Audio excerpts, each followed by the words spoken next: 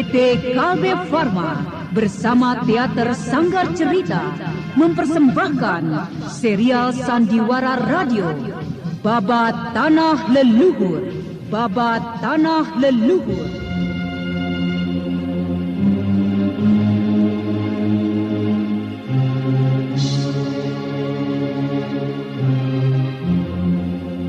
Maaf Kak, saya tidak sanggup untuk bertemu dengan setiap orang di istana ini. Saya malu. Ayahanda benar-benar keterlaluan. Mengenai rencana perkawinan itu? Iya. Apakah Raden tidak menyetujuinya? Aku tidak tahu, Kak. Tidak tahu. Aku malu. Terutama pada Kak Cempaka. Sebuah kisah kolosal dari tanah leluhur ratusan tahun yang silam di tanah Pasundan yang diwarnai dengan kekerasan, ambisi, keserakahan, iri dan dengki, serta cita-cita dan cinta anak manusia.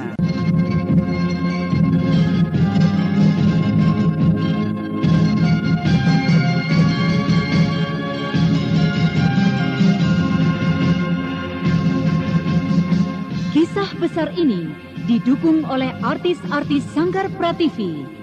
Babat Tanah Leluhur kali ini dalam episode ke-9 dengan judul Kupu-Kupu Bercadar Putih. Naskah disusun oleh Tizar Sponsen. Ide cerita Cece Suhyar. Teknik dan montase Yadi Enos. Musik oleh Haris Sabar dengan sutradara Thomas Age.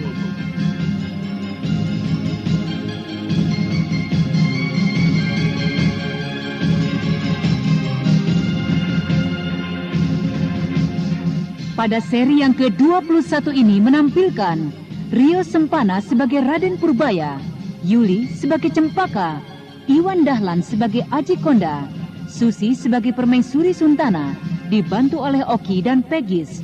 Pembawa cerita Neni Sumardi. Selamat menikmati.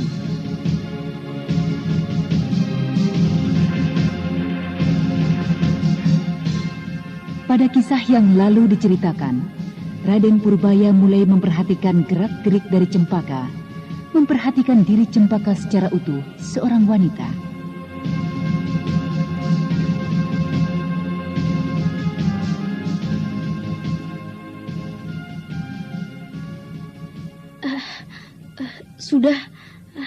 Sudahlah Kak Cempaka.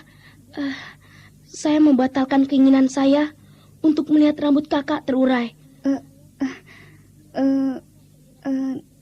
Tidak apa, Raden. Tentu saja, Raden boleh melihat saya dengan rambut terurai. Ini.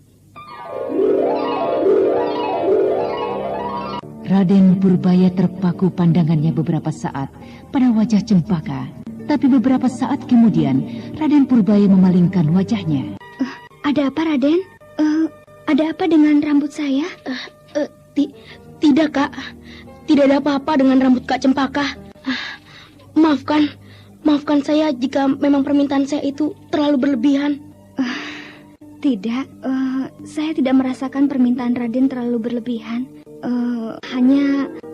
Hanya saja permintaan Raden terasa agak aneh dan janggal. Sudah, Kak. Marilah kita kembali. Hari sudah sore. Tentu para mita tengah menunggu kita.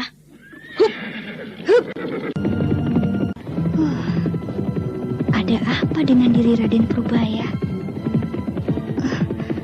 Mengapa dia jadi bersikap aneh seperti itu? Ataukah ada sesuatu yang aneh pada diriku? Aneh sekali.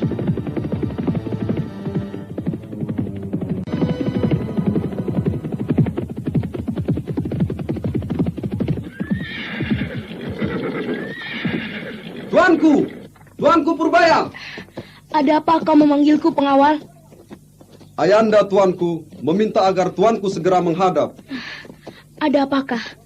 Ada sesuatukah yang telah terjadi? Tidak tuanku.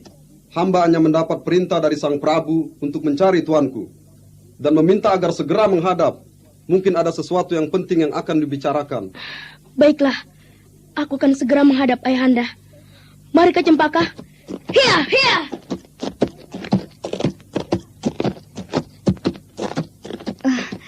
Saya akan kembali ke bilik saya, Raden. Raden pergilah sendiri. Pastilah Ayahanda Raden akan membicarakan sesuatu yang penting dan mungkin rahasia. Pergilah, saya akan beristirahat. Hiya, hiya.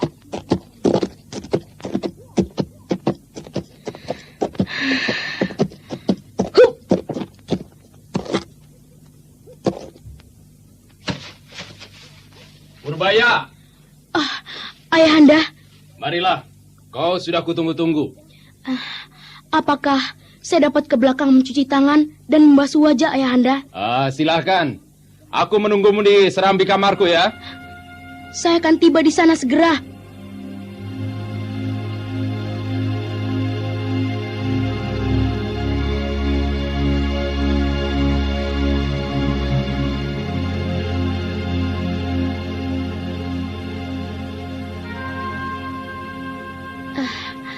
Ada apakah Ayahanda memanggil saya? Duduklah Purbaya. Jangan hanya berdiri saja. Entah kenapa, kali ini panggilan Ayahanda membuat saya berdebar-debar. Ada-ada saja kau Purbaya. Ada-ada saja. Begini anakku. Ya, Kukira memang sepantasnya kali ini dadamu berdebar. Karena berita yang ayahandamu bawa kali ini adalah berita yang mungkin tidak pernah kau bayangkan atau kau pikirkan sebelumnya. Cepat, katakanlah Ayahanda. Jangan Ayahanda semakin menambah cepat darah saya mengalir. Dada saya berdebar karena pandainya Ayahanda mempermainkan kata-kata. Naiklah anakku.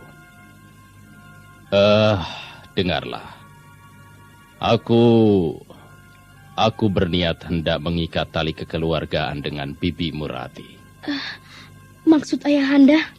Aku akan menikahkan engkau kelak jika kau dewasa dengan Paramita. Dan dalam waktu dekat ini, aku akan mengadakan upacara pertunangan atau kawin gantung. Ayahanda? Ada apa Purbaya? Apakah terlampau berlebihan permintaanku ini? Saya kira demikian. Terlalu berlebihan. Saya masih terlalu muda. Aneh sekali Ayahanda. Apa yang aneh Purbaya? Dalam adat kita, dapat saja seseorang terikat perkawinan, walaupun ia belum dapat berjalan. Dan jika kelak telah dewasa dan cukup umur, barulah kembali diadakan upacara resmi.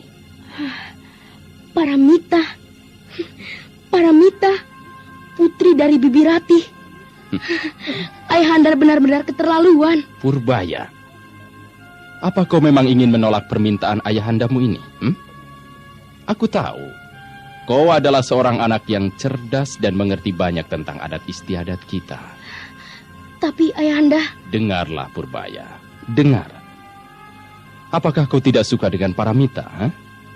Bukankah dia seorang anak yang baik, seorang anak yang cantik? Saya mengerti Ayahanda. Nah, apalagi yang menjadi keberatanmu? Aku akan segera menyampaikan hal ini pada ibundanya. Dan tentu saja dalam waktu dekat ini, kau akan segera melaksanakan upacara pertunangan itu. Kembalilah kau ke kamarmu jika memang ingin beristirahat. Aku akan menemui ibundanya, istri dari pamanmu Suntana. Baik Ayahanda, saya permisi. Tuanku Rati, Baginda ingin masuk dan bertemu dengan tuanku. Apa katamu? Aji Konda ingin bertemu. Di mana dia sekarang? Dia ada di luar dan menunggu kesediaan tuanku Rati untuk menerimanya. Bagaimana tuanku? Apa yang dapat kulakukan lagi selain menerimanya? Bukankah dia adalah seorang penguasa di sini dan aku adalah tawanannya? Iya, tapi Baginda berkata, jika Tuanku Dewi berada dalam keadaan tidak sehat, beliau tidak ingin mengganggu. Bagaimana Tuanku? Suruh dia masuk saja kemari. Aku ingin tahu apa maunya laki-laki itu. Tiba-tiba saja datang kemari. Baik Tuanku, akan hamba sampaikan. Aneh. Ada apakah tiba-tiba saja dia hendak menjumpaiku kemari? Anda sekarang tidak masih memanggil mendengarkan ataupun Sandiwara menyeretku Radio menghadap di sebagai channel seorang Memori tawanan. 80. Biarlah. Akan kulihat saja apa maunya. Itu dia datang. Maafkan aku, Dinda Rati. Aku telah mengganggumu yang mungkin sedang beristirahat. Langsung saja, Aji Konda. Apa maumu sebenarnya menemuiku kemari? Aku datang dengan maksud baik, Dinda Rati. Aku hendak menghapus rasa tidak enak yang ada di antara kita. Aku ingin hubungan kita kembali lagi seperti waktu-waktu yang lalu. Kita sering berburu bersama. Kau bersama dengan suamimu Sentana, dan aku bersama dengan istriku Rara Angken, yang kini telah meninggal dalam pelariannya. Aku sudah berusaha menghapus segala perasaan dendam dan sakit hati yang juga akan merusak dan menyusahkan diriku. Untuk itu,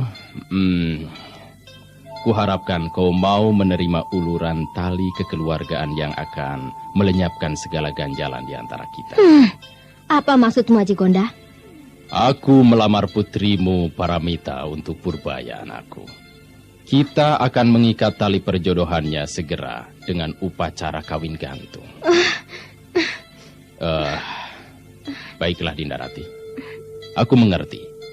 Kau pasti akan menjadi terkejut dengan maksud kedatanganku ini yang di luar dugaanmu. Untuk itu, aku memberi kesempatan kepadamu untuk berpikir. Aku permisi. Dewata, kenapa jadi seperti ini? Aji Konda melamar putriku. Tidak. Aku tidak akan memutuskan dendamku dengan begitu saja.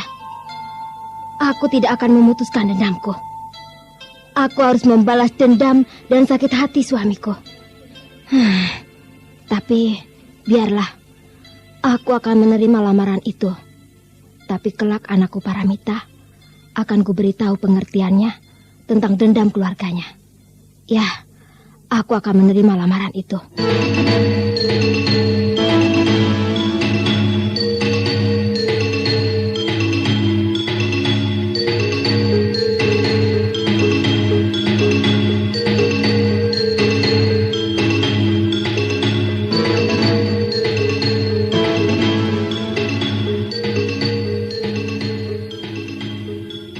Ketika Aji Konda menerima jawaban dari istri almarhum Ki Sentana, segera saja penguasa Karang Sedana ini memerintahkan pejabat-pejabat istananya untuk menyebarkan pemberitahuan tentang hal tersebut. Kedua calon pengantin cilik akan keliling kota raja sebelum melaksanakan upacara kawin gantung di kuil Siwa Agung di Istana Karang Sedana. Kegemparan terjadi di Istana Karang Sedana. Sementara itu, Raden Purbaya sendiri banyak berdiam diri di dalam kamarnya. Bocah yang telah berangkat remaja, yang mulai mengerti akan arti perkawinan, tenggelam dalam lamunannya. Raden, ini saya datang, Raden. Cempaka, bukakanlah pintu. Ada apa, Raden? Kenapa Raden tidak keluar-keluar sejak sore kemarin? Saya mendengar dari ayahanda Raden bahwa Raden tidak membukakan pintu ketika dayang-dayang datang membawakan makanan. Untuk itu Kak Cempaka datang, memenuhi pesan ayahanda untuk membawa makanan itu. Tidak, Raden. Saya membawa makanan ini atas kehendak saya sendiri. Raden harus makan. Raden tidak boleh terus-menerus mengurung diri seperti ini. Boleh saya masuk? Maaf Kak Cempaka. Silakan masuk. Terima kasih.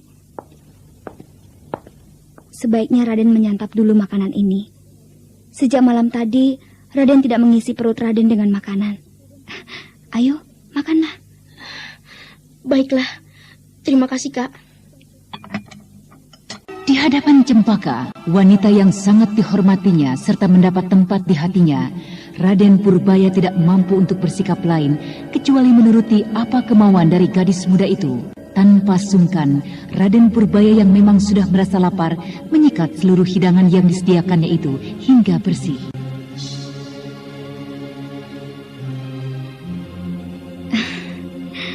Bukankah begitu bagus sekali? Nah, berikutnya yang harus Raden lakukan adalah membersihkan tubuh lalu keluar dari bilik ini. Jangan mengurung diri terus-menerus. Maaf, Kak. Saya tidak sanggup untuk bertemu dengan setiap orang di istana ini. Saya malu. Ayahanda benar-benar keterlaluan. Mengenai rencana perkawinan itu? Iya. Apakah Raden tidak menyetujuinya? Aku tidak tahu, Kak. Tidak tahu. Aku malu. Terutama pada Kak Cempaka. Malu pada saya, Raden? Iya. Kenapa? Entahlah, Kak. Saya tidak tahu kenapa. Sudahlah. Jangan singgung-singgung lagi masalah itu. Kepala saya menjadi pusing dan serasa ingin meledak. Raden tidak usah memikirkan hal itu saat ini. Kelak jika Raden sudah dewasa, Raden tidak akan menjadi pusing lagi seperti saat ini. Sekarang, yang Raden harus lakukan adalah menuruti saja kehendak dari ayahanda Raden. Upacara yang lusa akan dilakukan adalah kawin gantung yang merupakan ikatan tali jodoh Raden dengan Putri Paramita. Mengapa ayahanda harus memaksakan kehendaknya? Kebijaksanaan ayahanda Raden yang berlebih yang menyebabkan hal ini terjadi. Kebijaksanaan yang berlebih? Apa maksud Kak Cempaka? Ya, keputusan untuk mengawinkan Raden dengan Paramita adalah untuk mencegah terjadinya dendam yang akan berkepanjangan, yang kelak akan mengganggu kedamaian di Karangsedana. Dari mana Kak Cempaka mengetahui semua itu?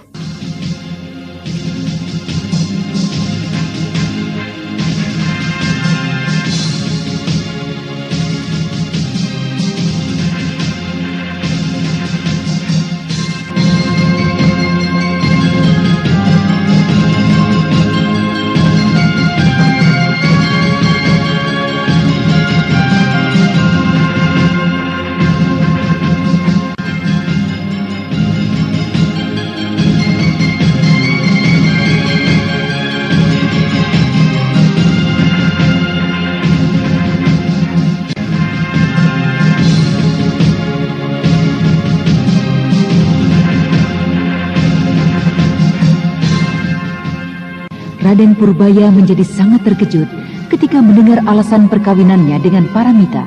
Keputusan mengawinkan Raden dengan Putri Paramita adalah untuk mencegah terjadinya dendam yang akan berkepanjangan, yang kelak akan mengganggu kedamaian di Karangsedana.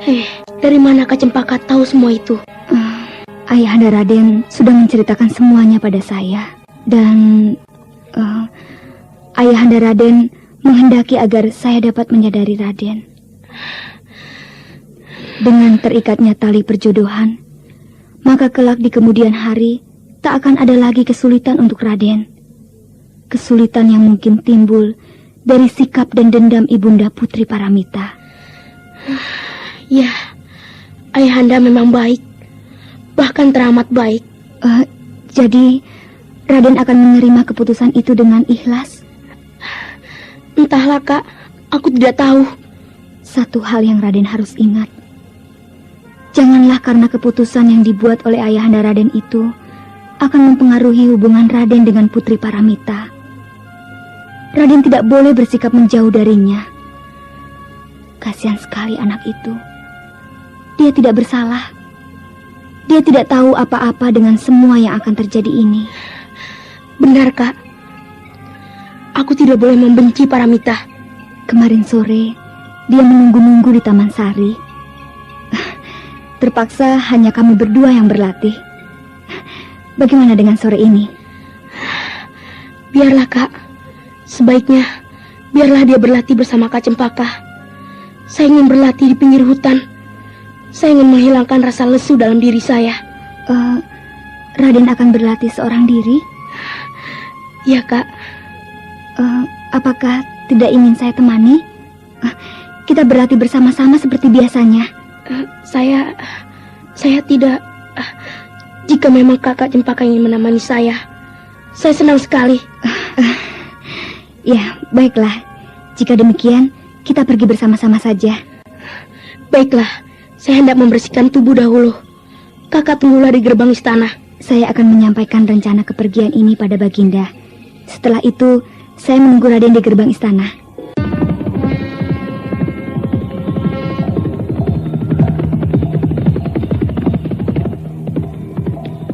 Kita ke tempat yang dulu, Raden. Lebih jauh lagi ke dalam hutan, lebih baik. Kita akan berlatih dengan lebih tenang. Baiklah, kita akan terus masuk lebih jauh lagi ke dalam hutan. Hiya, hiya, hiya.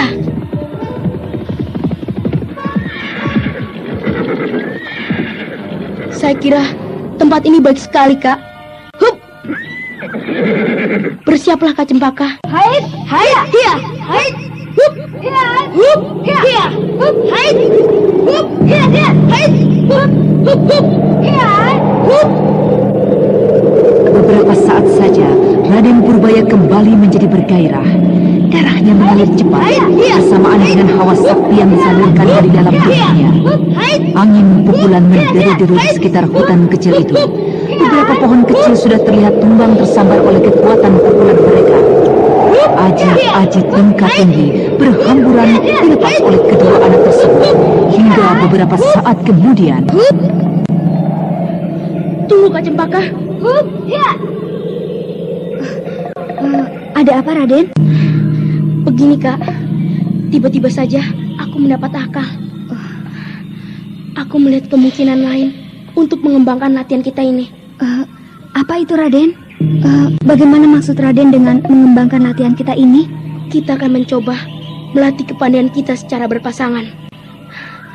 Kakak mainkanlah jurus-jurus kelelawar sakti. Saya akan mencoba mengiringi. Ya, baiklah, Raden. Kita tentukan saja pohon besar itu menjadi lawan yang merupakan arah serang kita. Tapi kakak tidak perlu tepat memukul, apalagi merobohkannya. Kita buat saja sebagai arah serangan kita. Baiklah, Raden, saya mengerti. Hup, hup, hiya, hiya, hiya, hiya, hiya, hiya, hup, hiya, hup, hiya, hiya, hiya, hup. Kembali keduanya tenggelam dalam latihan berpasangan. Raden Purbaya berkelebat sambil melancarkan pukulan sekali-sekali, mengisi pada saat mana Cempaka menarik pukulannya sambil memperkuat pertahanan gadis muda itu. Bayang-bayang keduanya terus saja berkelebat, berputar beterbangan di antara pepohonan besar di tengah hutan yang sepi. Mereka berlatih dan terus berlatih hingga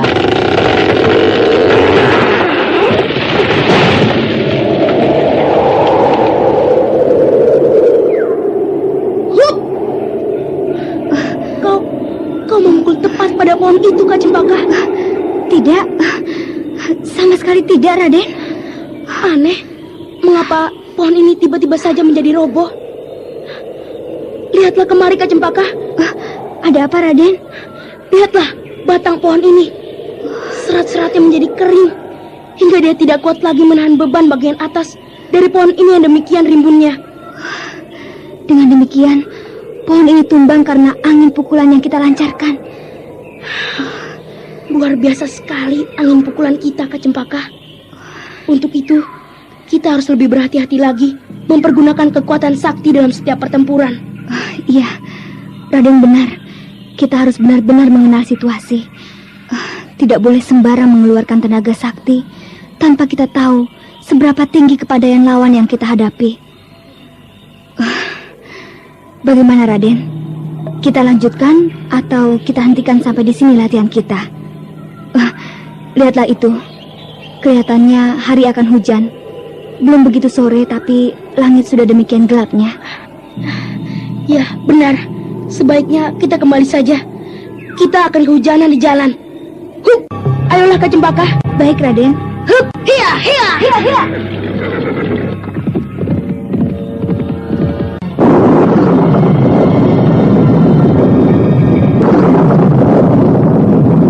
Celaka. Hujan turun, Raden. Kita mencari tempat untuk berteduh, Kak Cempaka. Tidak ada tempat berteduh, Kak. Hujan menjadi semakin besar.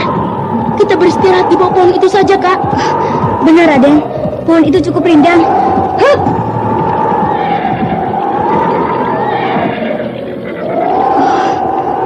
Hujan menjadi semakin besar, Raden. Dan tempat ini bukanlah tempat yang cukup baik untuk tempat berteduh. Kenapa, Raden?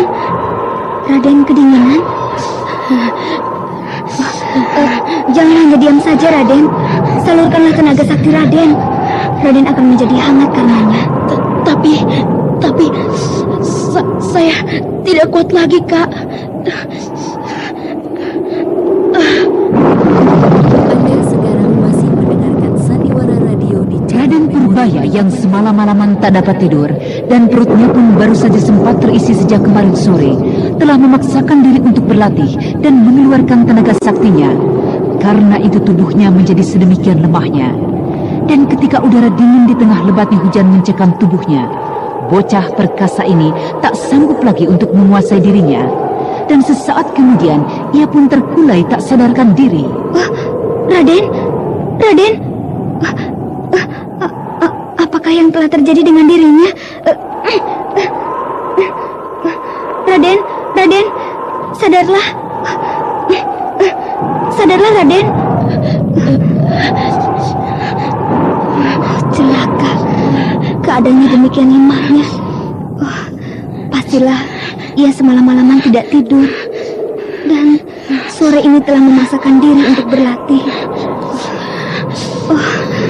Hujan masih turun dengan lebatnya. Dewata, apa yang sebaiknya aku lakukan? Kembali dengan hujan lebat seperti ini? Atau aku menunggu hujan yang turun tanpa kepastian berhenti di tempatnya yang dingin seperti ini? Tidak ada jalan lain lagi agaknya. Aku harus membawa Raden Purbaya pulang sebelum terjadi apa-apa dengan dirinya.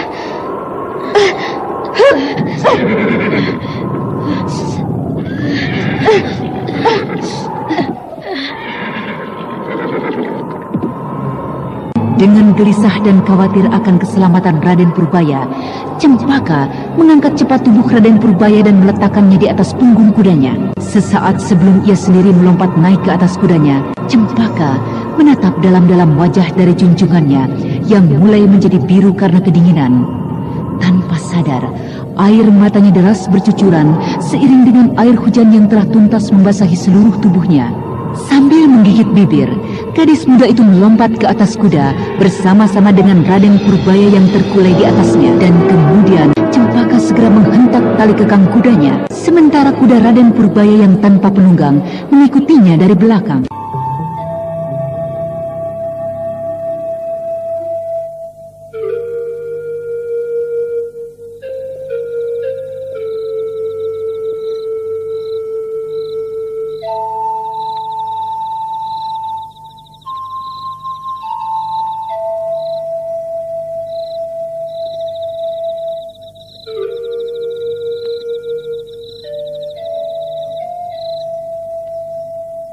Apa yang sebenarnya terjadi dengan anakku Cempaka?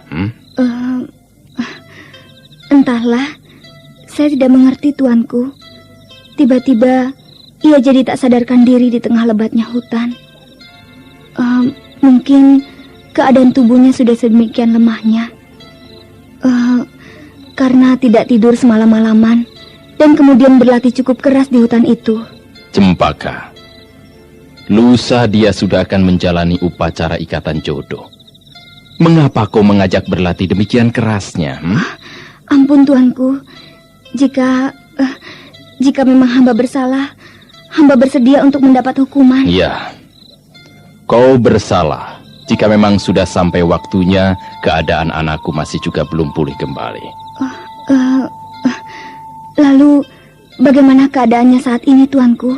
Ki Sedawarna sedang berusaha mengembalikan kesegaran tubuhnya. Ya, mudah-mudahan keadaannya akan cepat pulih kembali. Apakah hamba boleh melihat keadaannya, tuanku? Biarlah.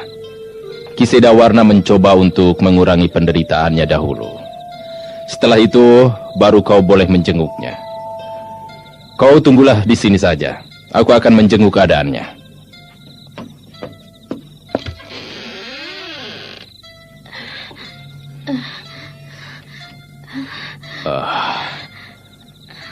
Bagaimana keadaannya, Paman Sedawarna? Keadaannya tidak terlalu mengkhawatirkan, tuanku. Beberapa saat setelah hamba berhasil menghangatkan tubuhnya, tentu kesadarannya akan pulih kembali. Tolonglah kembalikan kesehatannya secepat mungkin, Paman. Lusa anakku sudah harus pulih kembali. Hamba akan berusaha sekuat tenaga, tuanku. Lihatlah itu. Keadaannya sudah jauh berkurang. Agaknya kain hangat ini banyak membantunya. Lihat itu, tuanku. Ya. Purbaya sudah mulai membuka matanya.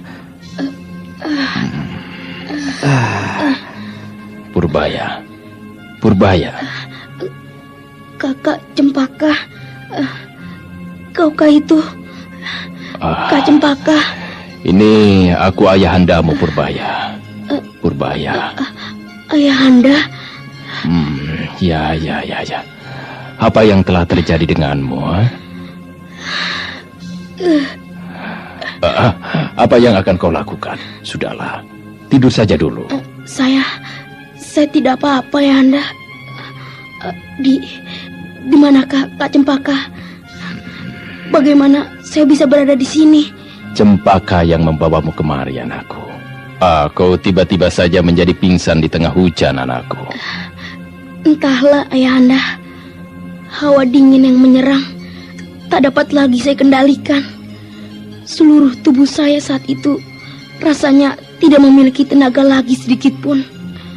Dan dalam dinginnya udara saat itu, saya kemudian tak tahu lagi apa yang terjadi.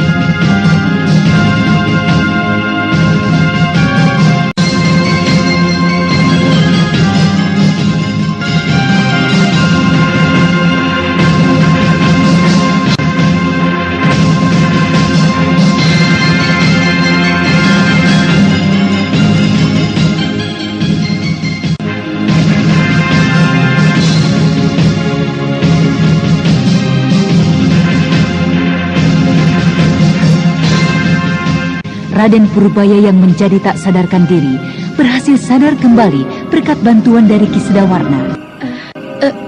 Bagaimanakah saya bisa berada di tempat ini? Cempaka yang membawamu kemari. Purbaya, kenapa tiba-tiba saja kau menjadi pingsan di tengah hujan? Entahlah, Ayahanda. Hawa dingin yang menyerang tak dapat lagi saya kendalikan. Seluruh tubuh saya saat itu rasanya tidak memiliki lagi tenaga sedikit pun. Ya. Dan dalam dinginnya udara saat itu, saya kemudian tak tahu lagi apa yang terjadi. Di manakah Kak Cempaka saat ini? Dia ada di luar bilik. Apakah kau ingin bertemu dengannya? Ya, Ayahanda. Sudahlah. Kau jangan terlalu banyak bergerak. Keadaan tubuhmu masih lemah. Benar, Raden. Keadaan tubuh Raden masih lemah sekali. Raden harus beristirahat dulu beberapa saat. Besok pagi baru Raden akan segar kembali. Dan jika kau ingin bertemu dengan Cempaka, biarlah anak itu yang datang kemari menemuimu. Biarlah. Saya akan memanggilnya, Tuan.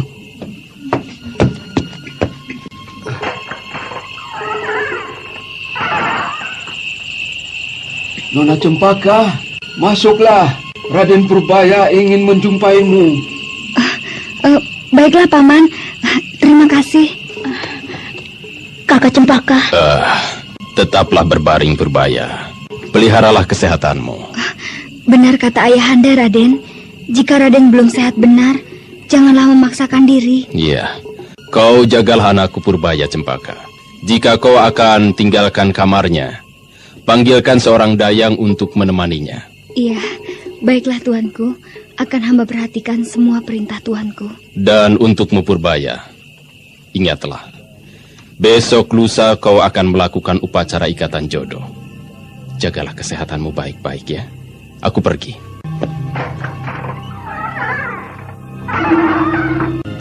Bagaimana Raden dengan kesehatan Raden? Tidak apa-apa, Kak. Hanya memang agak sedikit lemah. Tapi setelah Paman Sedawarna menyuapi bubur itu tadi, tenaga saya terasa sudah mulai kembali. Saya tidak apa-apa, Kak. Bubur itu tidak sampai separuh Raden habiskan. Sebaiknya Raden habiskan saja. Ayo, apakah perlu saya suapi? Tidak usah, Kak. Saya bisa menghabiskannya sendiri. Kemarikan piring itu, Kak. Ini, habiskanlah. Setelah habis bubur hangat ini, saya yakin tenaga Raden akan pulih seluruhnya seperti sedia kala.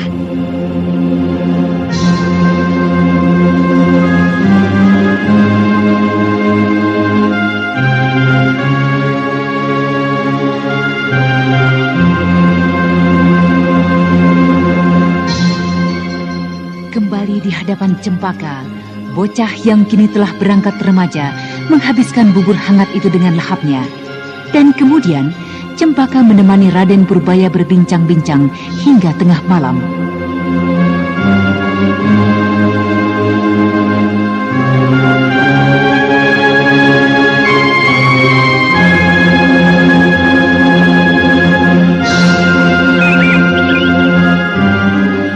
Keesokan harinya, Raden Purbaya menjadi pulih kembali kesehatannya seperti sedia kala.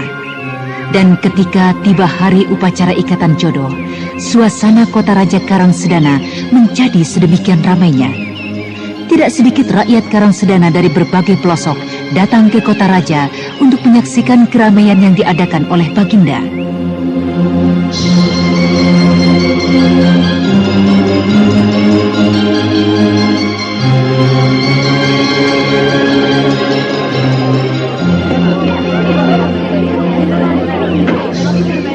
Berbagai macam hiburan diadakan oleh Baginda Aji Konda.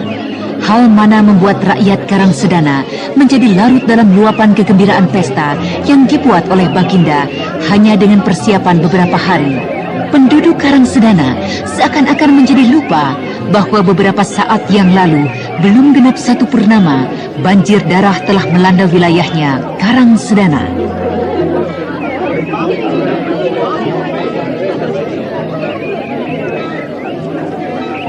Bagaimana Paman Sedawarna? Apakah Putri Paramita telah hadir? Putri Paramita sudah siap sejak beberapa saat yang lalu bersama dengan ibundanya, tuanku. Baiklah. Jika demikian, perintahkan Raden Purbaya keluar dari kamarnya dan segera menaiki kereta yang telah disiapkan di depan Paseban Agung. Baiklah, tuanku. Raden Purbaya akan hamba perintahkan keluar. Kak Cempaka, janganlah jauh-jauh dari sisiku. Aku merasa risih dengan pakaian seperti ini seorang diri. Nah, Raden, naiklah ke atas kereta. Itu adik Paramita sudah menunggu. Kakak, ikutlah naik bersama. Mana mungkin, Raden. Kereta itu hanyalah untuk sepasang pengantin. Ayo, naiklah, Raden. Tapi, Kak Cempaka. Ayo, naiklah cepat. Raden, ayolah naik. Upacara akan segera dimulai. Sementara Raden harus berkeliling kota Raja dahulu. Ayolah, naiklah, Raden. Baiklah. Carilah kuda. Kakak Cempaka, janganlah terlalu jauh dari kereta ini. Saya akan selalu berada tak jauh dari sisi Raden. Kakang Mas Purbaya, kemana saja? Sudah 3 hari ini saya tidak berlatih lagi. Sore nanti setelah selesai upacara ini, kita akan berlatih lagi kan? Iya, kita akan berlatih lagi, adik Paramita. Hei, kusir, jalankan kereta. Ya, ya, ya.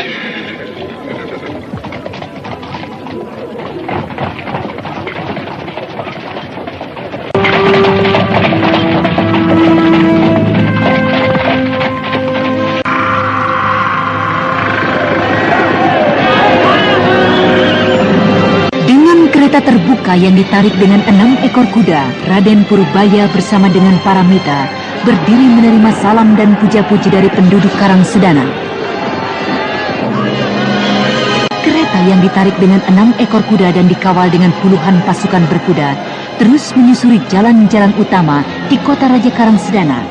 Raden Purbaya yang melambai-lambaikan tangannya menjadi tersentak sesaat ketika matanya tertumbuk pada tubuh seorang pengemis gendut. Raden Purbaya menatap lekat pada pengemis yang amat dikenalnya, yang kini memandangnya dengan senyum dan cucuran air mata. Berhenti, Paman!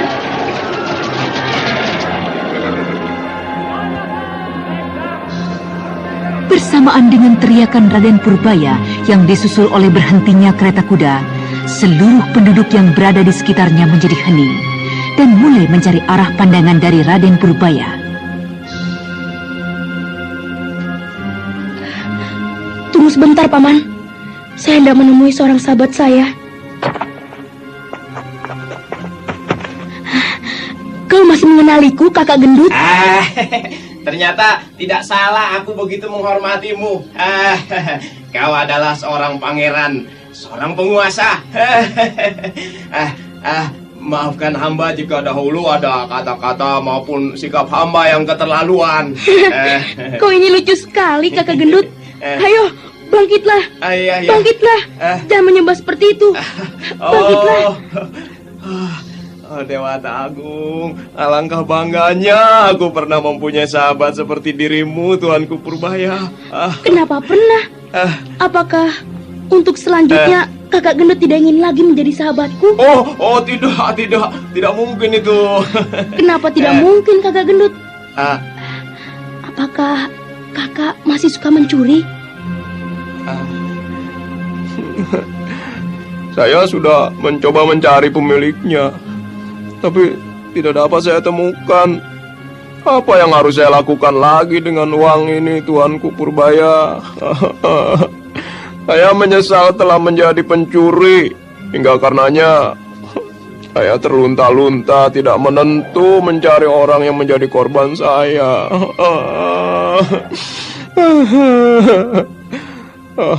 Tapi biarlah, Raden, saya akan menerima hukuman itu. Saya akan mencari pemilik uang ini yang merupakan korban tangan jahil saya. Raden, Ayahanda Raden sudah menunggu di kuil Siwa Agung. Raden dapat melanjutkan berbincang-bincang dengan sahabat Raden setelah selesai upacara ini. Paman, antarkanlah sahabatku ini ke istana. Aku sudah rindu sekali dengannya. Pengawal, bawa laki-laki itu ke istana. Ya, baik, Tuanku. Lanjutkan perjalanan segera. Ayo berangkat.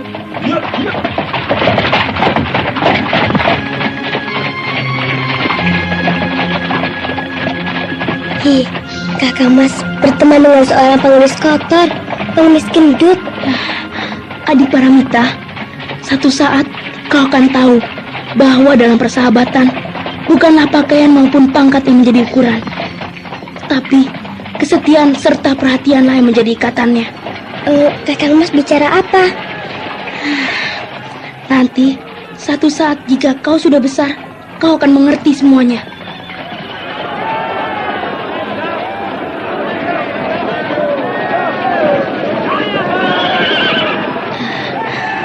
Gimanakah Kak Cempaka? Sejak tadi, dia sudah tidak kulihat. Ada apakah Kakak Mas Purbaya? Tidak. Aneh. Sebelum aku turun dari kereta dan menemui Rumping, aku masih melihat Kak Cempaka di sisi kereta ini. kita telah sampai di kuil Siwa Agung, Raden. Turunlah. Itu ayahanda Raden sudah menunggu. Baik, Paman. Apa ini? Ada yang berbisik dalam telingaku. Kaki Mamangku Rayaka. Apakah kau gelisah mencari sahabatmu, bocah? Lihatlah kemari, ke atas atap rumah tinggi di hadapan kuil Siwa Agung. Suara Resi Amista. Ya, aku kenal. Ketika Raden Purbaya memandang ke arah mana yang diminta oleh suara yang mendenging di telinganya, ia melihat sesosok bayang-bayang tinggi kurus dan hitam sedang memondong tubuh seorang gadis yang dikenalnya sebagai tubuh dari Cempaka. Itu dia, Cempaka bersama dengan kaki jahat itu. Hup!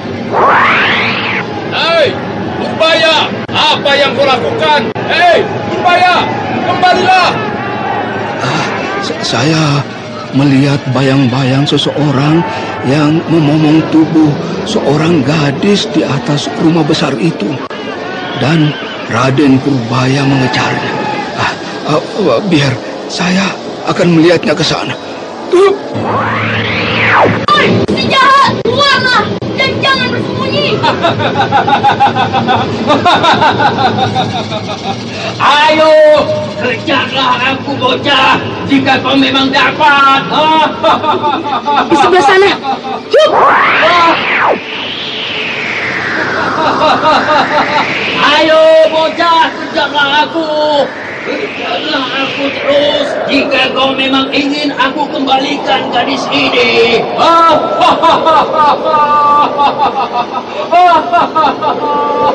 Aku tahu kau lebih mementingkan gadis ini daripada bocah kecil yang merupakan calon istrimu.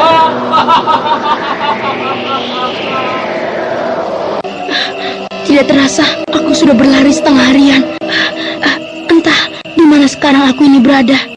Malam sudah menjadi demikian gelapnya. Apalagi yang harus aku lakukan sekarang? Pastilah Resi jahat itu berada tak jauh dariku. Dia sengaja mempermainkan diriku. Biarlah, aku akan mencoba diam dan tidak mencari. Aku yakin pastilah dia yang akan kembali menggangguku. Apalagi yang kini dapat kulakukan selain hanya menunggu.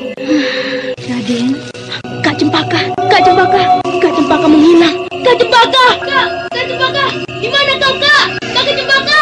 Raden, Kakak Cempaka menghilang lagi. Setan iblis tenung, keluarlah kau. Hei, iblis tenung, keluarlah dan hadapi aku. Raden, Tukang tenung jahat, kau tidak akan dapat lagi mempermainkan diriku. Hup, hiya. Raden Purbaya yang tidak ingin dipermainkan lagi oleh tenung-tenung ciptaan Resi Amista segera saja melemparkan serangannya pada tubuh Cempaka.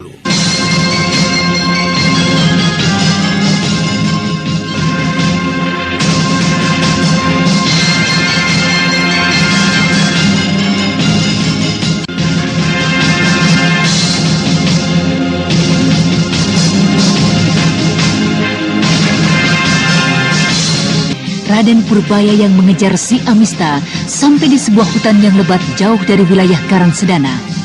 Dan dalam keremangan malam, Raden Purbaya dipermainkan oleh kekuatan hitam dari Resi Amista yang menghindarkan bayang-bayang dari Cempaka yang berhasil ditawannya.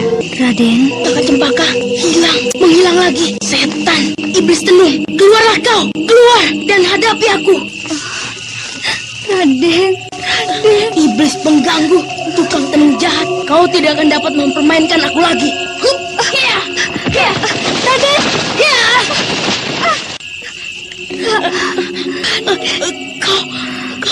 Kau, Kakak Cempaka.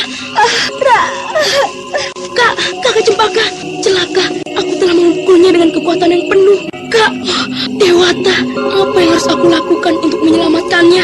Dalam keadaan kalut dan remangnya cahaya malam, tiba-tiba berkelebat sebuah bayangan hitam bagaikan iblis menubruk cepat ke arah Raden Purbaya.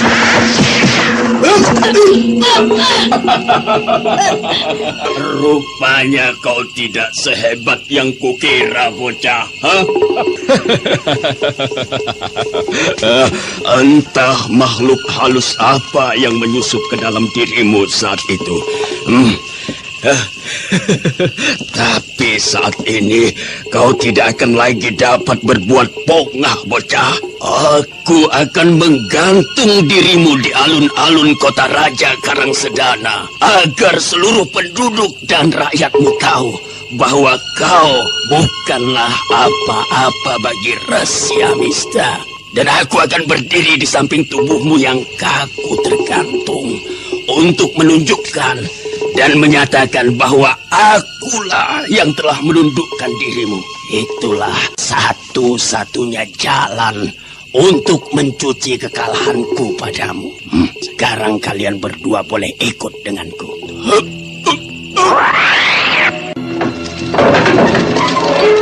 Nah, beristirahatlah kalian di sini, bocah-bocah. Besok pagi-pagi, aku akan memberikan kalian makanan untuk mengganjal perut kalian. Kak Cempaka, Kak Cempaka. Kak, bagaimana keadaanmu? Anda sekarang masih mendengarkan Sandiwara Radio di channel Dadaku, Raden, serasa terbakar. Maafkan aku, Kak. Aku telah dipermainkan oleh tukang tenung itu. Tubuh saya pun terasa sangat lemah. Saya tidak mampu untuk menolong Kak Cempaka. Keadaan saya ini masih lebih baik daripada sebelumnya. Di perjalanan tadi, Resi itu telah memberikan saya beberapa butir ramuan pulung untuk saya telan. Jika aku dapat kesempatan untuk bertemu dalam keadaan normal, aku akan menempuhnya. Aku akan mengadu nyawa dengan tukang tenung setan itu. Apa sebenarnya yang telah terjadi hingga Raden memukul saya? 2 kali saya dipermainkan oleh bayang-bayang setan yang tidak berbeda dengan Kak Cempaka. Dan ketika kakak muncul di semak-semak itu, saya mengira masih bayang-bayang setan hasil tenung hitam Resi Amista. Licik, benar-benar licik Resi asing itu.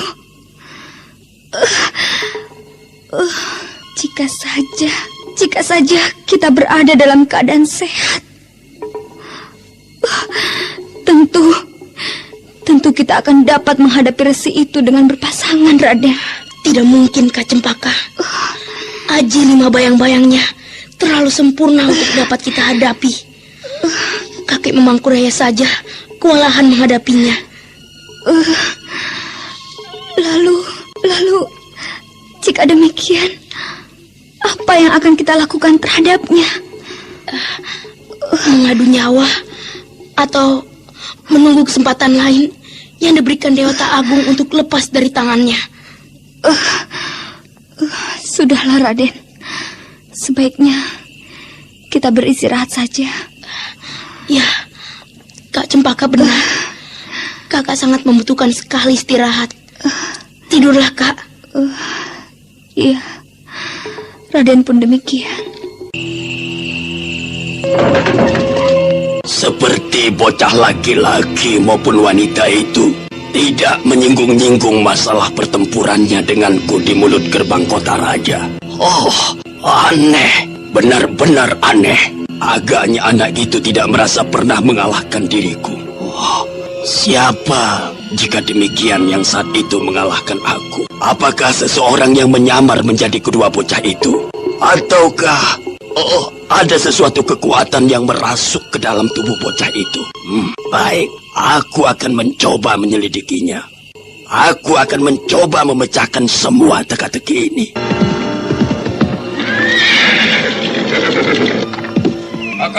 Kakang Amista. Kau Arumbaka? Benar, Kakang. Saya datang bersama dengan Tuan Kuda Amoksa. Beliau datang atas nama Baginda Prabu Sora. Marilah, silakan masuk, Tuan Kuda Amoksa. Oh iya, terima kasih. Sebuah tempat peristirahatan yang menyenangkan. Iya, Silakan duduk, Tuan Amoksa. Ya, hanya sebuah batu yang keras dan kasar. Bukan sebuah kursi yang empuk dan nyaman. Sebuah karang yang baik, Tuan Amista. Cukup penerangan dan hawa segar. Celah-celah kecil ini cukup tersembunyi. Dan batu besar yang Tuan letakkan di muka pintu gua benar-benar membuat gua yang nyaman ini seakan-akan terasing, jauh dari dunia luar. Tidak ada minuman hangat maupun kue yang lezat sebagaimana di istana Tuan. Aku akan meneguk air jernih di samping gua ini jika aku haus, Tuan Resi. Dan hutan lebat di sekitar gua ini merupakan gudang makanan yang tidak akan ada habisnya. Dimakan sampai berpuluh-puluh tahun, Tuan Amista. Lalu untuk apakah sebenarnya tujuan Tuan Kuda Amoksa menemuiku? Seperti yang dikatakan oleh saudara Tuan Amista. Kedatangan saya kemari untuk menyampaikan undangan dari Baginda Prabu Sora. Undangan? Iya. Undangan apakah itu? Baginda Prabu Sora menghendaki agar Tuan Resi memperkuat kedudukan Indraprasta. Memperkuat kedudukan Indraprasta? Sehubungan dengan rencana penyerangan itukah? Iya, benar. Benar, Tuan Amista. Dengan adanya Tuan di sisi Baginda Prabu Sora, saya yakin semua cita-cita Sang Prabu akan semakin jelas hasilnya. Iya. Lalu? Dan sudah tentu, Tuan Amista pun akan mendapat tempat dan penghargaan yang lebih dari sekedar yang diberikan oleh Kakang Suntana di Karang Sedana dahulu. Terima kasih, Tuan Kuda Amoksa. Tapi ketahuilah, dalam beberapa waktu yang tidak jelas, aku sedang mempersiapkan diriku. Untuk itulah, aku mencari tempat seperti ini. Aku sedang mencoba untuk lebih menyempurnakan ilmuku. Sayang sekali, Tuan Resi, jika sampai Tuan menolak uluran tangan dari Baginda Prabu Sora ini. Benar, Kakang. Sebaiknya Kakang pikirkanlah sekali lagi. Iya, aku tidak menolaknya. Tapi aku meminta waktu beberapa saat. Tapi Baginda Prabu Sora akan melakukan gerakannya sekitar 10 hari lagi. Tepat pada hari perkawinan Putri Nimas Kayuwangi. Baiklah, sampaikanlah pada raja kalian. Aku akan hadir beberapa hari sebelum penyerangan itu. Bagus, Kakang. Dalam kesempatan seperti itu, kita nanti akan membalas sakit hati kita atas kematian saudara-saudara kita pada pengemis tongkat merah, Ki Parang Pungkur, dan juga beberapa perwira Karang Sedana. Jika Kakang memang merasa sakit hati, janganlah hanya berdiam diri saja. Arumbaka, kau kira aku hanya akan berdiam diri saja? Tidak hanya mereka yang membunuh saudara-saudaraku. Mereka yang telah membuat malu aku pun tidak akan lepas dari dendamku. Dendam Resi Amista. Siapakah yang telah membuat malu, Kakang? Setan! Apakah kau lupa? Apa kau lupa pada kedua anak yang telah membuat malu aku di tengah kerumunan penduduk Karang Sedana? Apa kau lupa? Atau kau sengaja hendak mengejekku? Setan, kau Arumbaka! Ampun, Kakang Amista. Aku benar-benar mengira kalau Kakang telah melupakannya. Bukankah Kakang telah mengambil kesimpulan bahwa pada saat itu Kakang dikalahkan oleh sesuatu kekuatan lain yang berada di luar kekuatan manusia biasa? Dan saya yakin atas kesimpulan Kakang. Benar, Tuan Resi. 10 tokoh utama dunia kependekaran Tanah Pasundan dapat Tuan Resi kalahkan. Masakan kami semua percaya pada kepandaian seorang bocah yang sedemikian hebatnya? Ya, kalian benar. Kalian benar. Memang ada kekuatan lain di dalam diri bocah itu. Akan tetapi, aku Resi Amista tidak akan rela dan diam dikalahkan dengan begitu saja di hadapan rakyat Karangsedana. Sekalipun Dewata berada di dalam tubuh bocah itu. Lalu apa yang akan Kakang lakukan? Aku akan menyelidikinya. Marilah, sekarang kalian ikutilah aku. Lihatlah itu, siapakah mereka?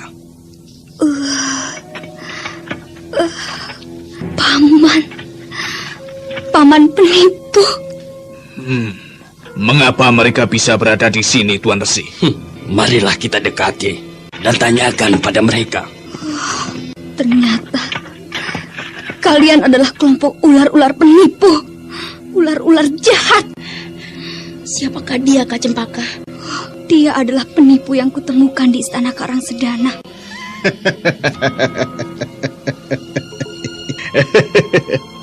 Kita bertemu lagi, Nona kecil.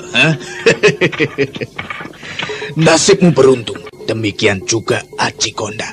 Mereka semua selamat karena kedatangan gadis dari Gua Larang itu. Jika saja gadis itu tidak datang, Aji Konda dapat kukulung dengan rencanaku itu. Setan iblis licik. Jika saja aku tidak berada dalam keadaan seperti ini, akan kubalaskan semua kelicikanmu itu dengan menghancurkan mulutmu yang manis itu.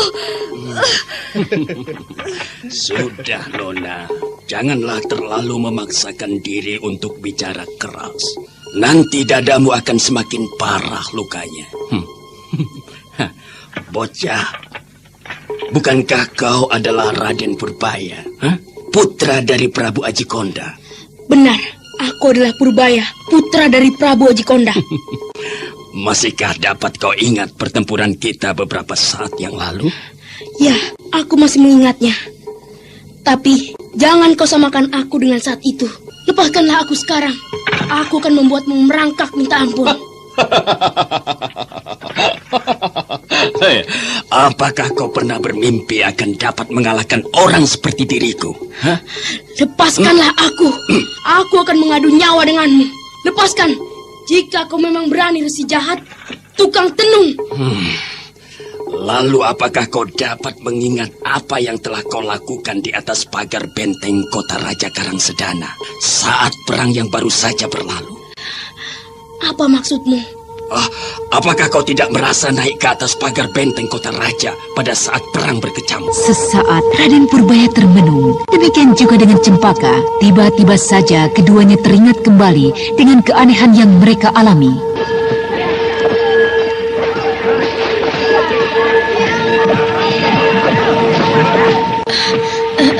Bibi, bagaimana kita bisa berada di sini? Di atas pagar benteng kota Raja ini? Entahlah, Raden. Bibi pun tidak tahu. Itu, lihat, Bi. Kakek memondong ayahanda yang dalam keadaan terluka. Lukas, kita bantu kakek Kuraya.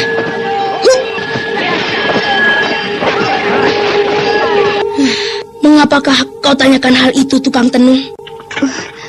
Raden, mungkin saat itu kita jadi kehilangan kesadaran karena tukang tenung ini.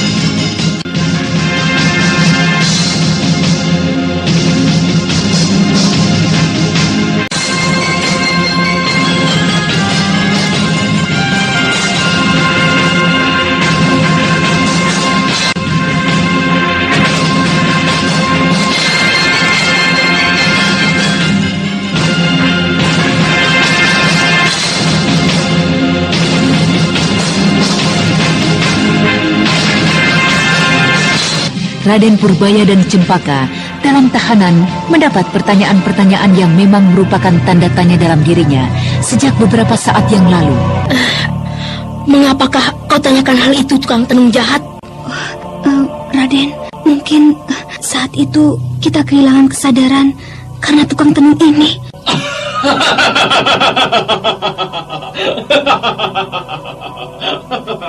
Nah, kau dengar sendiri Tuan Kuda Amoksa. Hah? Bukanlah bocah ini yang mengalahkan diriku, tapi kekuatan lain. Entah kekuatan apakah itu, Tuan Resi.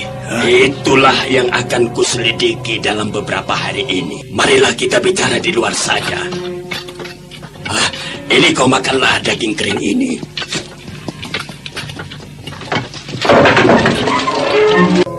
Satu hal, Kakang. Satu hal yang Kakang harus lidiki. Kekuatan itu hanya menyusup sesaat atau kau memang bersemayam dalam diri anak itu? Itulah yang akan kuselidiki, Adik Arumbaka. Tapi kukira tidak mungkin kekuatan itu bersemayam dalam tubuh anak itu. Jika demikian, bagaimana aku dapat menundukkannya? Tuan Resi, atau kemungkinan lain adalah adanya kekuatan seorang sakti yang telah menyusupinya, seperti misalnya Mamang Kuraya. Kakek tua itu tidak ada artinya bagiku, Tuan Amoksa. Saat ini mungkin dia sudah tiada. Aku telah membuatnya luka parah dengan pukulan saktiku. Iya. Atau seseorang sakti lainnya. Apakah di tanah Pasundan ini ada seorang tokoh yang seperti itu? Entahlah. Adik Arumbaka. Iya, Kakang. Kau tinggallah beberapa hari di sini bersamaku. Aku memerlukan bantuanmu. Nanti kita akan bersama-sama datang ke Indraprasta. Baik, Kakang. Tuan Amoksa, saya harap Tuan akan dapat memaklumi kehendak dari Kakang Amista. Tidak apa. Biarlah aku kembali sendiri ke Indraprasta. Akan tetapi, jika diizinkan, aku pun ingin melihat bagaimana Tuan Resi menangani bocah itu. Aku dapat menginap 1 atau 2 malam di sini. Aku kira Baginda akan dapat memakluminya. Silahkan jika Tuan Kuda Amoksa tidak menjadi bosan di tempat seperti ini. Marilah, aku akan menyiapkan sesuatu di luar. Ayo Tuan Arumbaka. Di sebuah tempat yang cukup tersembunyi, sebuah tempat yang sangat sunyi, di tengah rimbunnya hutan lebat, Resi Amista menyiapkan sesuatu untuk keperluannya, mengungkapkan kekuatan yang tersembunyi yang berada dalam tubuh Raden Purbaya. Bawalah kemari anak itu, Arumbaka. Hanya bocah laki-laki itu. Ingat, tutup kembali rapat-rapat pintu ruang tahanan itu. Walaupun gadis itu telah kubuat tidak berdaya. Baik, Kakang. Untuk apakah Tuan Resi menyiapkan tali kuat di pohon itu? Dan bambu muda yang lentur ini tentunya, bukan? Benar. Iya. Atau... iya. Saya mengerti. Tuan Resi ingin memaksakan pengakuan dari diri anak itu. Atau tepatnya, mengungkap kekuatan dari dalam tubuh anak itu dengan bambu muda itu. Benar. Itulah maksudku, Tuan Amoksa. Iya. Tapi jika memang kekuatan itu ada di dalam tubuh dan kemudian tertangkap, bukankah itu akan sangat berbahaya sekali, Tuan? Tuan Resi akan mendapat kesulitan sebagaimana dahulu. Apakah jika aku telah mengikatnya erat-erat dengan akar rotan basah itu, dia akan mampu melepaskan diri? Aku akan membungkus tubuhnya erat-erat dengan tali kuat itu. 1 lapis rotan basah itu tidak akan dapat diputuskan oleh seekor kerbau sekalipun. Iya. Dan sekarang aku akan membungkus tubuh bocah itu dengan belasan lapis rotan basah itu. Mau apa kalian membawaku keluar dari kamar tahanan itu? Lepaskanlah jika kau memang berani. Nah, itu mereka sudah tiba. Apa yang sebenarnya kalian kehendaki dari kursi asing jahat? Jika memang ingin bunuh, bunuhlah. Aku tidak gentar menghadapi kematian. Anak singa. Benar-benar kau adalah seekor anak singa. Jika saja tidak ada Resi Amista di tanah Pasundan ini, kau tentu akan tumbuh menjadi seorang pendekar yang tanpa tanding. Tapi sayang sekali, bocah. Aku tidak ingin terjadi hal seperti itu. Hal itu tidak akan pernah terjadi. Mau apa kau? Lepaskan aku. Mau apa kau berontak? Bocah tidak ada gunanya. Totokanku tidak akan dapat kau lepaskan dengan begitu saja. Biar ku bantu kau untuk mengikatnya.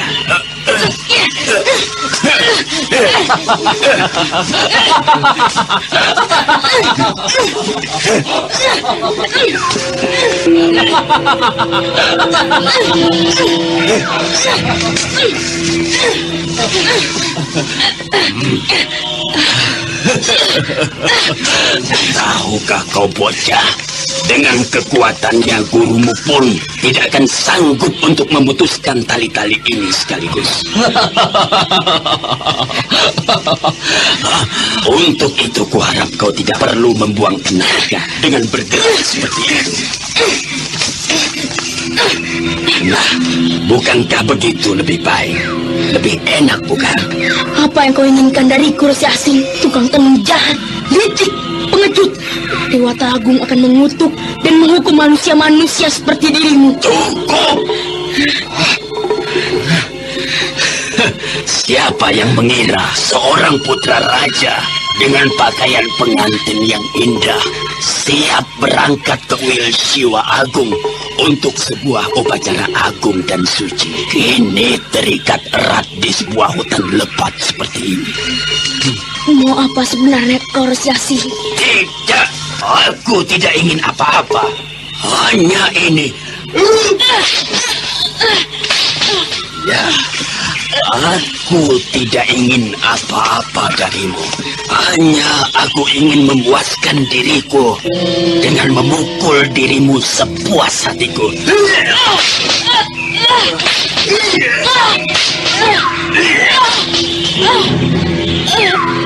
Tidak ada reaksi apapun dari dalam diri bocah itu, Kakang. Agaknya dia adalah tetap seorang bocah yang memiliki kepandaian yang tinggi. Tapi lah, tidak memiliki keluar biasaan seperti saat itu, Kakang, ketika mengalahkan Kakang. Kau benar. Agaknya saat itu ada seseorang ataupun kekuatan yang merasuki dirinya dan kemudian mengusir aku.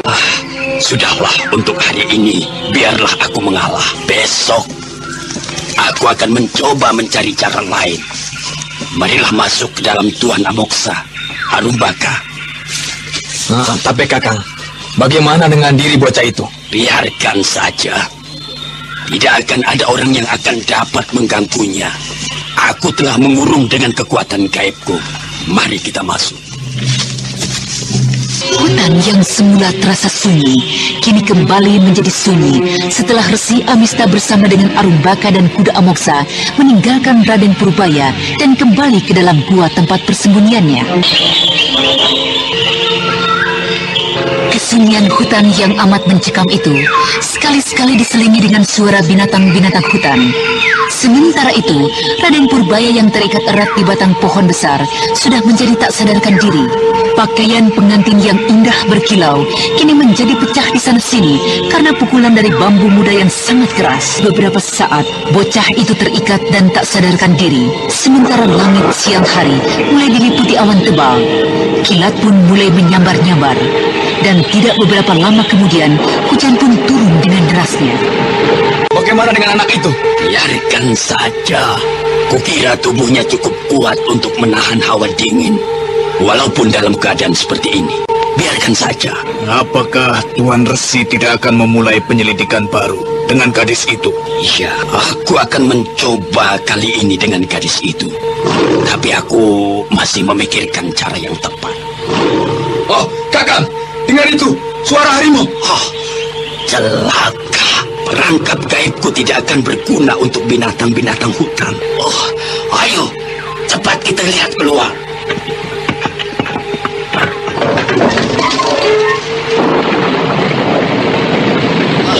Ayo kita lihat ke sana. Tidak terlalu jelas dari tempat ini. Curahan hujan yang lebat menghalangi pandanganku.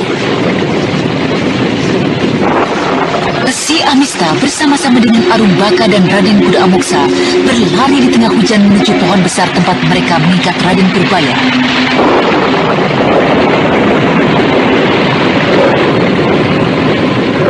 Awas, banyak sekali harimau di tempat ini, Adik Arumbaka. Ya, benar Kakang. Lihat Lihatlah, belasan ekor harimau mengelilingi anak itu, Kakang. Dan mereka tidak mengganggu anak itu sedikit pun. Biar, Kakang, aku akan mengusir harimau itu. Tunggu dulu, Adi Arumbaka. Jangan kau usir. Biarkan. Aku ingin melihat apa yang akan dilakukan harimau-harimau itu. Agaknya benar. Dalam tubuh bocah itu bersemayam kekuatan yang aneh, Tuan Resi. Ya, untuk itulah aku mau berhujan-hujanan di atas pohon seperti ini. Tapi, sampai kapankah Kakang akan menanti di atas pohon ini? Sampai aku puas. Sampai aku mendapatkan sesuatu dari diri anak itu. Iya, benar Tuan Harumbaka. Keadaan ini pun rupanya merangsang rasa penasaranku. Kita tunggu saja. Lihat, Kakang, tidak ada apapun. Hanyalah harimau-harimau itu duduk mengelilingi bocahan itu. Baik, kita turun. Kau usirlah harimau-harimau itu, Adi Arumbaka. Baik, Kakang.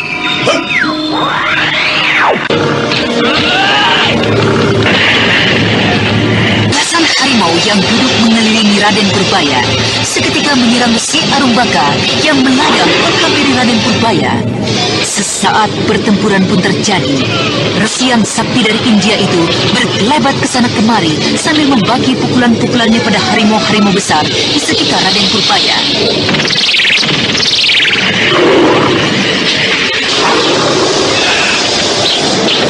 Sebentar saja, harimau-harimau itu berlarian menghilang, lenyap di balik belukar. Bagus, Arumbaka. Bagus sekali pukulan-pukulanmu tadi. Kakang mengejek tentunya. Tidak, Arumbaka. Aku berkata sebenarnya, kau pasti berlatih cukup keras dalam beberapa waktu terakhir ini. Benar, Kakang. Lalu apakah yang akan kita buat dengan bocah ini? Rupanya kau sudah sadar, bocah. Maafkan aku. Terpaksa aku merepotkan dirimu karena sesuatu hal, bocah. Marilah, Adi Arumbaka. Tuan Kuda Amoksat, kita mulai kembali. Kali ini dari gadis itu. Ayo. Aku yakin di antara keduanya mempunyai hubungan khusus. Mereka kelihatan begitu intim. Kemana-mana selalu berdua. Aku akan mencoba mengorek cerita tentang bocah itu dari gadis muda ini. Mungkin dari pengalaman-pengalaman bocah itu, kita akan dapat menarik kesimpulan. Kita lupa menutup batu besar itu. Lihatlah, air hujan banyak masuk ke dalam gua itu. Oh, gadis itu sangatlah keras hati, Tuan Resi. Aku telah mengenalnya. Karena itu, janganlah memakai kekerasan. Gunakanlah kelembutan. Atau jika perlu, ancaman keselamatan junjungannya. Iblis pencuri licik. Ayo, tunjukkan wajah kalian. Bocah itu hilang. Tali-tali itu berhasil diputuskannya. Arumbaka, kau kejarlah ke arah sana. Tuan Amoksa, temanilah saudaraku Arumbaka. Biar aku mencari ke arah sana sendiri. Setan belang, iblis curang. Siapakah yang telah menolong bocah-bocah kawananku? Agaknya dia telah menyelamatkan gadis itu ketika aku berada di luar gua. Dan setan itu telah kembali sebelum aku memasuki gua kembali. Dan dia berhasil membebaskan bocah laki-laki itu bersamaan dengan saat ku tinggalkan bocah itu. Oh setan! Setan! Iblis! Belum lagi terungkap kekuatan aneh yang berada dalam tubuh bocah itu. Seseorang telah menculik bocah itu. Setan! Oh, setan! Siapakah orang yang telah menyelamatkan kedua tawananku? Mamang Kurayakah? Oh, apakah setan tua itu berhasil menyembuhkan lukanya? Oh, aku akan mencoba mencarinya ke bagian lain.